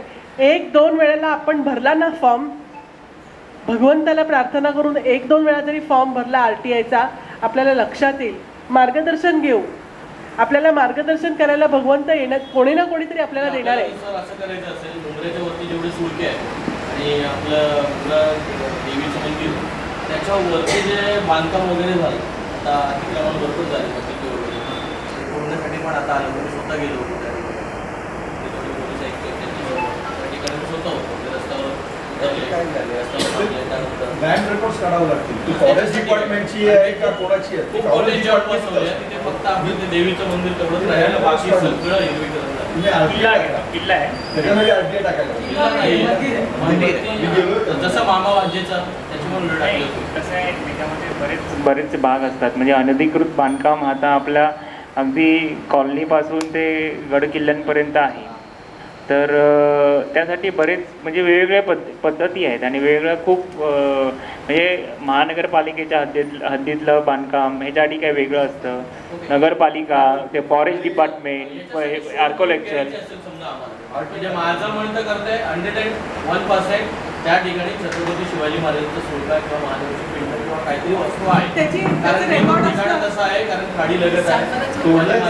दूरदृष्टी खूप वेगळी होती. शिवमंदिर तोडलं तिकडे. मग त्याच्यासाठी आपल्याला इन्फॉर्मेशन आहे कोणाकडून घ्यावी लागणार. नाही, आपण त्यासाठी करू. कारण की तिकडे फॉरेस्ट आर्किओलॉजी डिपार्टमेंटकडे आहे ना, ते आम्हाला तुम्ही करून द्या. आमची 101% आमची टीम पूर्ण मोहीम घेईल. बरे 2 आठवडे लागले 4 आठवडे. ह्याला लँड लेटर्स लावले ना, फॉरेस्ट डिपार्टमेंट असेल त्यांना संपर्क, त्यांच्याशी पत्रव्यवहार करून त्यांच्या बर्डन त्याच्यावर टाकावं लागेल. बर्डन तुम्ही ना RTI पहिल्यांदा तुम्हाला करावं लागेल. RTI करावं लागेल करावं लागेल. आणि RTI मध्ये तुम्हाला जे प्रश्न विचारायचे तेच टाकायचे तेच आहे. टाकावे लागेल. प्रियंका लोक राहतात आणि तिथे. तिकडे एबीपी तुम्ही बघितलं असेल, ते एक त्यांनी एबीपीचा हमारे इधर ये क्या म्हणतात त्याच्यानुसार, ते 24 लोक दफे इधर दफा इथे जमीन के नीचे, कारण ते आणखी वर्ष झाला, 5 वर्ष गेले ते क्लेम येणार. मग तो बघ जाते वगैरे ते वेगळी गोष्ट पूर्ण आहे. ऑल म्हणजे महाराष्ट्रामध्ये मुंबईमध्ये सगळ्यात महत्त्वाचा पॅच तोच डोंगर आहे, तो माप्यापर्यंत. हे कसं आहे ना, त्याच्यामध्ये काय असतं, त्यांनी कितीही आता काही केलेलं असेल तरी त्याचा कुठेतरी त्याचा रेकॉर्ड असणार. त्याचा कुठेतरी सातबाराचा उतारा असणार. 10 वर्ष तो सातबाराचा उतारा तुम्हाला खूप जुना पण असेल ना तरी मिळतो. म्हणजे काहीतरी त्याचा रेकॉर्ड असणार. ती तहसील कार्यालयामध्ये त्याचा असणार. तुम्हाला त्याचा उत्तर मिळणार. तुम्ही फक्त RTIच्या माध्यमातून त्याला प्रश्न विचारायला पाहिजे. आता जसं आपण विचारलं की बाबा माहिती काय काय हवी, तुम्हाला काय माहिती हवी, त्या स्वरूपात तुम्हाला 1, 2, 3, 4 असं हे काढून क्लॉज टाकून तुम्ही विचारलं ना, तुम्हाला ती माहिती बरोबर मिळणार. ती माहिती मिळवण्यासाठी तुम्हाला मदत हवी असेल तर अभिषेक दादा आहेत, सर आहेत, ते आहेत. तुम्हाला फक्त तुम्ही कुणीतरी एक तुमच्यामध्ये येऊन ती माहिती घ्यायला पाहिजे. त्याच्यात तुम्हाला कळेल की ही लँड TMCची आहे का फॉरेस्ट डिपार्टमेंटचीच आहे ती, कारण TMC हा तुम्हाला मग त्यांच्याशी संपर्क करावा लागेल. मग ते कायदेशीर असं घडलंय, मग त्याच्या पुढे कायदेशीर कारवाई त्याच्या पुढे सुरू होईल. ते उताराला पण आता गार्डन टाईप बनवलेलं आहे. बरोबर. आता एक थोडासा आपल्याला वेळेचं बंधन आहे. याच्यामध्ये असं आहे, त्या ज्यांना आपण RTI टाकला ते काय करणार, ते त्या डिपार्टमेंटने येतं म्हणतात. मग त्या डिपार्टमेंटचे ते संबंध असेल ना, ते त्याच्यातून त्यांनी त्यांच्याकडे टाकायचं त्यांची जबाबदारी. मग त्यांनी माहिती द्यायची. मग ते त्यामुळे ते काळजी करायची गरज भटकायची गरज नसते. म्हणजे दिवा वगैरे त्या शहरामध्ये कांदळवनच्या छोट्या छोट्या गोष्टी 6-3 हस्तांतरण कांदळवनामध्ये बांधकाम केलेलं आहे. इकडे नाही होत. ठीक आहे. आता आपण म्हणजे पुढील 3 महिन्यामध्ये किमान 2 किल्ल्यांची तरी माहिती घेऊया. किल्ल्यांची पहिल्यांदा घेऊया माहिती, की ज्यामध्ये अनधिकृत बांधकाम झालेलं आहे आणि असं वाटत असेल त्याची माहिती घेऊया. आवश्यक ते प्रश्न सरांना विचारून कुठले प्रश्न टाकता येईल तिथे. प्रश्न म्हणजे माहिती, काय माहिती हवी आहे ती.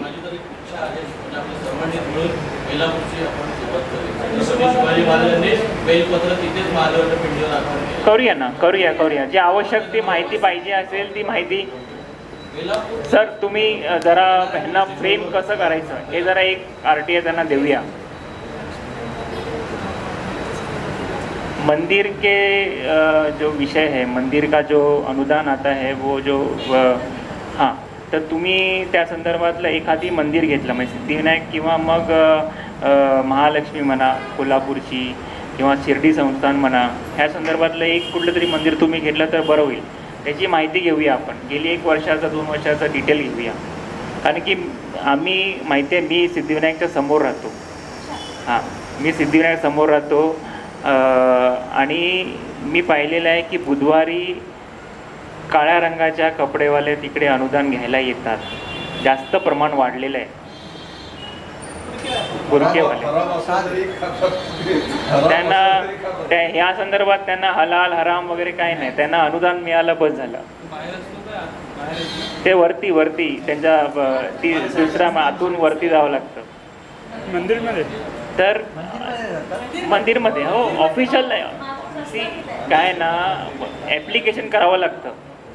तुम्हाला जर का मला काही मेडिकल एड पाहिजे असेल किंवा शिक्षणाची मंदिर कोणाचं आहे? हिंदूंचं. पण ते कसं आहे की ते सरकारीकरण झालं आहे, मतलब गव्हर्नमेंटच्या अंडर आहे ते. तो एक ट्रस्ट नहीं है, ते गवर्नमेंट एड है. तो गवर्नमेंट का जो भी उनका रूल्स उनके पास है. जैसे शिरडी संस्थान है, पंढरपुर का विठल रखुमाई मंदिर है, ये सारे गवर्नमेंट ने लिया हुआ है. तो सारा उसका तिरुपति बालाजी भी गवर्नमेंट का ही है. एकाच वेळेला 2 RTI टाकायचे. एक RTIला टाकायचं आणि एक शिर्डीला टाकायचं. आणि त्याच्यात मुद्दे टाकायचे असं बरोबर लक्षात येतं ना आपल्याला. म्हणजे आपल्याला लक्षात आलं आरटीआयला एक टाकायचं आणि सीटीव्ही नाही टाकायचं ते त्यांचा निधी कुठे जातोय आणि सीटीव्हीचा निधी कुठे जातोय. आणि दुसरी गोष्ट याचं व्हेरिफिकेशन सुद्धा ते आपल्या ठराव काय आहे तो पण कळेल आणि धर्मदायित्वाची मान्यता लागते. आणि वार्षिक अहवाल धर्मदायित्व त्यांनी सबमिट केलाय का तोही मुद्दा येतो. त्यामुळे ऑडिट झालंय का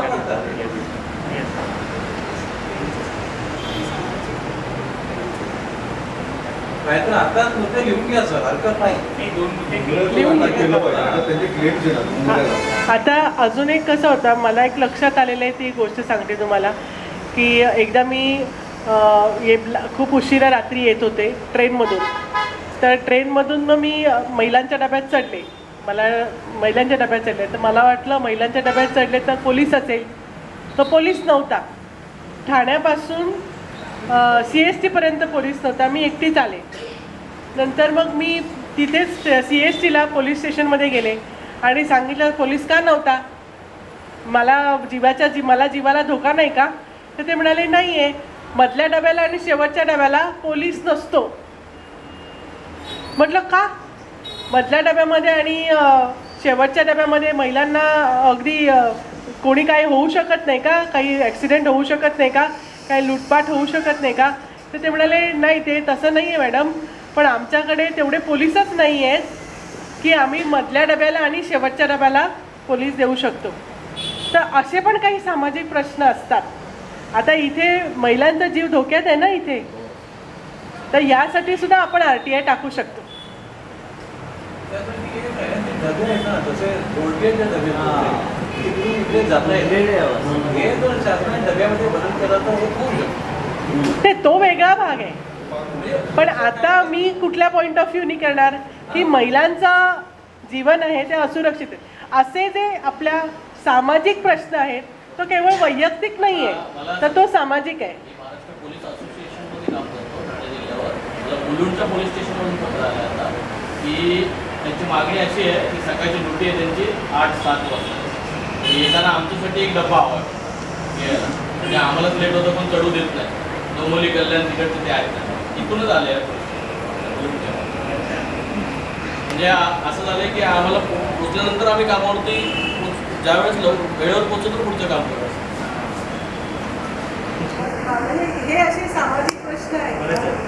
अशा सामाजिक प्रश्नांना सुद्धा आपण म्हणजे कसं आपल्याला लक्षात आलं ना हा प्रश्न मी का सांगितला गरजेचं आहे हे असणं गरजेचं आहे. हे का सांगितलं की उद्या आपण पण अशा ठिकाणी येतो आणि आपण काय सोडून देतो की ठीक आहे मी एकटीच नाही अनेक लोकांना हा त्रास आहे तर मला मी काय करणार. तर तसं नाही आहे. आपण RTIच्या माध्यमातून एका RTI मधून सर्वांना पोलिसाची तिथे मिळू शकते. तर आपण तो पण एक RTI करूया. सामाजिक प्रश्नाचं एकच फक्त उदाहरण देतो. काय केलेलं की एक हॉस्पिटलमध्ये एखादा प्रसंग काय झालेला की आहे ना तुम्ही डेबिट कार्ड आणि क्रेडिट कार्डनी पेमेंट केलं हॉस्पिटलचं बिल तर दे आर चार्जिंग 2% एक्स्ट्रा. तर ते 2 का 3%. मी बोललं ठीक आहे तुम्हाला सगळं डॉक्युमेंट द्या. डॉक्युमेंट दिल्यानंतर आपण काय केलं आपण धर्मदाय आयुक्तांना म्हणजे ह्यांना पत्र लिहिलं वरळीला. त्याचबरोबर पहिल्यांदा पत्र आपण RTI केला कोणाला तर ते विधी व न्याय विभाग जे धर्मदाय आयुक्तांना अंडर येतं. त्यांना लिहिलं की तुम्ही असं काय निर्णय दिलेला आहे का की तुम्ही हॉस्पिटलचं धर्मदायचं हॉस्पिटल आहे तर बिल भरताना क्रेडिट कार्डनी पेमेंट केल्यानंतर 2% अधिक घेणार असं तुम्ही काय तरतूद केली आहे का घ्यावा म्हणून.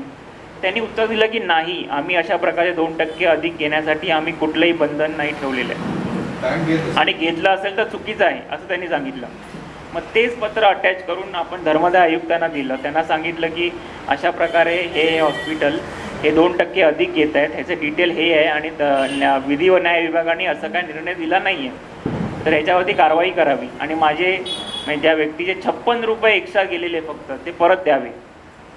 लक्षात घ्या विषय 56 रुपयाचा नाही आहे. विषय आहे की सगळ्यांचा सर्वसामान्याचा लाख रुपयाचा बिल असेल तर तो किती रुपये असं जाणार 2% 3% प्रमाणे. आणि प्रत्येक वेळेला आता जेव्हा माणूस जेव्हा आजारी असतो हॉस्पिटलमध्ये तर प्रत्येक वेळेला 20-30 हजार रुपये खिशात घेऊन फिरत नाही.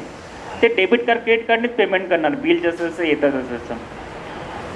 तर त्यांनी ते लेटर पाठवलं, त्या हॉस्पिटलवाल्यांनी बोलवलं, त्यांनी त्या व्यक्तीला चहा पाणी दिला.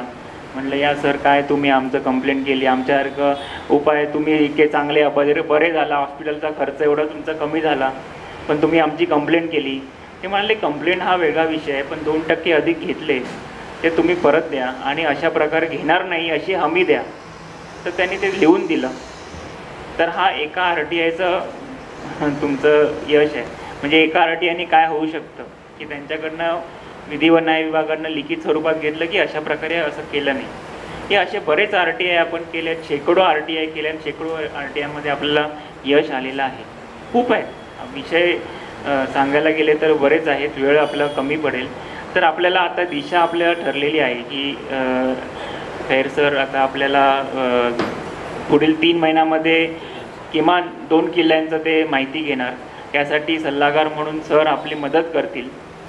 त्याचबरोबर लक्ष्मीजी मंदिरासंदर्भातलं करतील आणि ते पण तुम्हाला जर लागलं तर सरांची मदत घेऊ शकता.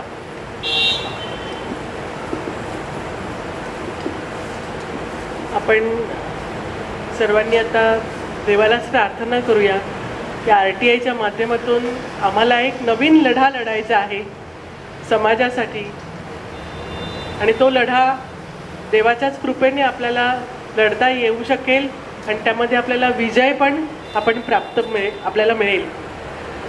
तर झालेला आपला आजचा दिवसाचा सगळा जो विषय आहे तर तो विषय आपण लक्षात ठेवूया, त्याप्रमाणे कृती करण्याचा सर्वांनी प्रयत्न करूया. आजच्या या सर्व सत्राबद्दल मी देवाच्या चरणी संपूर्णपणे शरणागत जाऊन भगवान श्रीकृष्णाच्या चरणी प्रार्थना करते, कृतज्ञता व्यक्त करते की त्यांनी आम्हाला जे ज्ञान दिलं, जी शक्ती दिली, जी बुद्धी दिली, जी प्रेरणा दिली, त्यासाठी आम्ही सर्वजण कृतज्ञ आहोत. आपण एक श्लोक म्हणूया सद्गुरूंचा. ज्या ज्या ठिकाणी मन जाय माझे, त्या त्या ठिकाणी निज रूप तुझे. मी ठेवितो मस्तक ज्या ठिकाणी, तेथे तुझे सद्गुरु पाय दोन्ही. श्री गुरवे नमः, श्री गुरवे नमः, श्री गुरवे नमः.